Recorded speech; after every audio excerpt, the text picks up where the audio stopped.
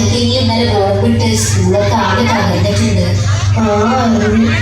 പഠിച്ചൊരു പരീക്ഷ കൂട്ടാൻ അതന്നെ എല്ലാം ഞാൻ അവിടെ ഏൽപ്പിച്ചിട്ടുണ്ട്.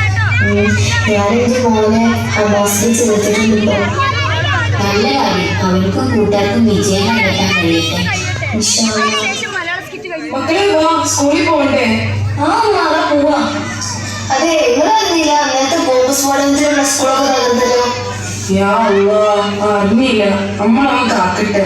വീട്ടിൽ സ്കൂളിൽ പോണം. മക്കളെ വാ, വാശി പിടിക്കല്ലേ, നമ്മൾ പറയുന്ന കേൾക്ക്. നീ ഇതാ എന്റെ കയ്യിൽ ആകെ കിട്ടിയുള്ളൂ. ഇത് നിങ്ങളെ അവർക്ക് കൊടുത്തോളൂ.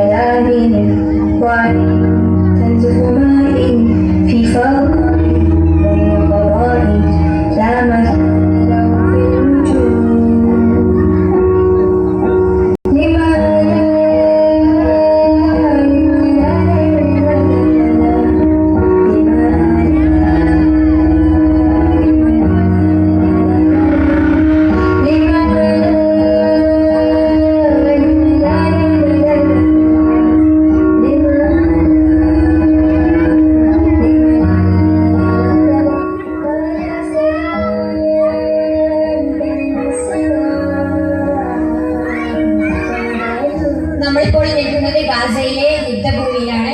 വളരെ സങ്കടപ്പെടുത്തുന്ന കാഴ്ചയാണ് നമ്മൾക്ക് ഇവിടുന്ന് കാണാൻ കഴിയുന്നത്. നമുക്ക് ഓരോ ആളുടെ അവസ്ഥയും അറിയാം.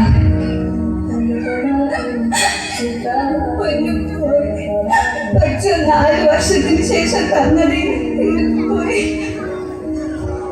ഇതാണ് നമുക്ക് ഇവിടുന്ന് കേൾക്കാൻ കഴിയുന്നത്. മക്കളെ,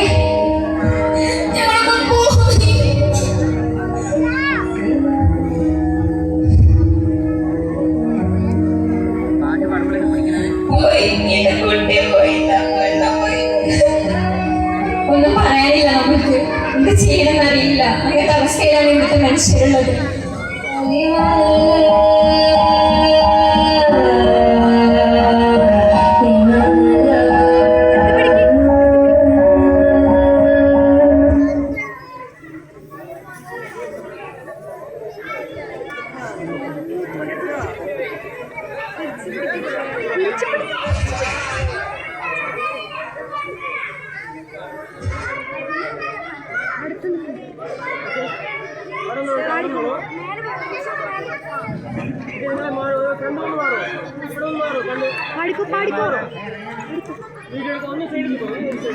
ഒരു മൈക്ക് അപ്പുറത്തോട് ഗംഗാതെരുവിലെ ചോര കണ്ട് ഞാനും എഴുതട്ടൊരു കണ്ണീർ കാവ്യം. പിഞ്ചോമന മക്കളെ ചോരക്കായി ദാഹിച്ചലയുന്ന ചെന്നായ്ക്കൂട്ടം. ഗംഗാതെരുവിലെ ചോര കണ്ട് ഞാനും എഴുതട്ടൊരു കണ്ണീർ കാവ്യം. പിഞ്ചോമന മക്കളെ ചോരക്കായി ദാഹിച്ചലയുന്ന ചെന്നായ്ക്കൂട്ടം. മരിച്ചത് ഞാനല്ല നീയാണ് മുസ്ലിമേ. ഫാസിസ തടവറയിൽ അടിമയായി നിൽപ്പൂ നീ. എന്നു തീരും ഈ കണ്ണുനീരിൻ മോചനം നേടുകില്ലേ? ഫലസ്തീൻ ചിരി എന്നത് കാണാക്കിനാവല്ല. അറിവ് കിളയുന്ന കാലം വരുന്നുണ്ട്. തഖ്വ കൊണ്ട് നേടിടുമേ ഫാസിസ കരയുമന്ന്. ഗസാതെരുവിലെ ചോര കണ്ട് ഞാനും എഴുതട്ടൊരു കണ്ണീർ കാവ്യം. പിഞ്ചോമന മക്കളെ ചോരക്കായി ദാഹിച്ചലയുന്ന ചെന്നായ്ക്കൂട്ടം. ഉദസിൽ വീശുന്ന ഇളം കാറ്റ് വിതുമ്പുന്നു. വിരിയും മുന്നേ വിട ചൊല്ലിയതും കണ്ടില്ലേ ശൂന്യമായി ഗാസയെന്ന്.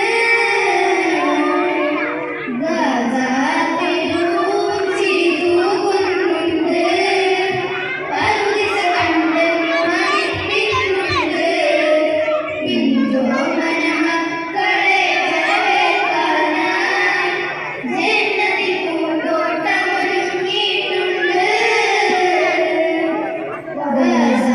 ഗസാതെരുവിലെ ചോര കണ്ട് ഞാനും എഴുതട്ടൊരു കണ്ണീർ കാവ്യം. പിഞ്ചോമന മക്കളെ ചോരക്കായി ദാഹിച്ചലയുന്ന ചെന്നായ്ക്കൂട്ടം. അസ്സലാമു അലൈക്കും.